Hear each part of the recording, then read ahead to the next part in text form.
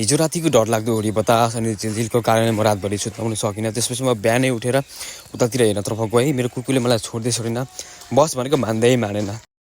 Hello good morning, welcome back my new blog. हिजो रातिको हावा हुन्डरी पानीले के क्षति गरेछ त आज म हेर्न जाँदैछु गाइस। हिजो रातिको हावा हुन्डरी एउटा यो बाँस क्षति गरेछ। पहिलेको समयमा यो बोर्डिङ स्कुल थियो भने अहिले बन्द छ। म चाहिँ रोडतर्फ जाँदैछु। यो प्रतीक्षालय हाम्रो सिमराई गाउँको मान्छेहरू बस्नको लागि एकदम राम्रो ठाउँ छ यहाँनिर।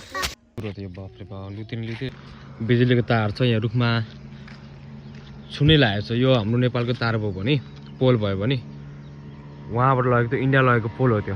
हेर्नुहोस् कति फरक छ नेपाल सरकार र इन्डिया सरकारमा। त्यसपछि हिजोको हुरी बतासले खासै क्षति चाहिँ गरेको रहेन रहेछ। एकदम राम्रो हो, किनकि मलाई लागिरहेको थियो कि राति यस्तो मजाले हुरी जलेको थियो कि पानी पनि आइरहेको थियो कि सायद कतैतिर पहिरोहरू गयो होला, कतैतिर पोलहरू चाहिँ ढल्यो होला भनेर म बाहिर निक्लेको थिएँ। तर जे होस् सबैतिर ठिक छ। हिजो रातिको हुरीले यहाँ एउटा बोट ढालेछ भने उतापट्टि बाँस भनेपछि यो दुईवटा मात्रै क्षति भएछ, बायाँ केही भएछ। उतापट्टिको पोल ढल्यो, यो चाहिँ ढलेको रहेन रहेछ। अङ्कल हाफ लिटर दुध दिन्न। दुध लिएर मैले 50 रुपियाँ दिएँ। त्यसपछि यो टुरिज्म एरिया हो, यो पेरिस डाँडा भन्छ यो नामलाई।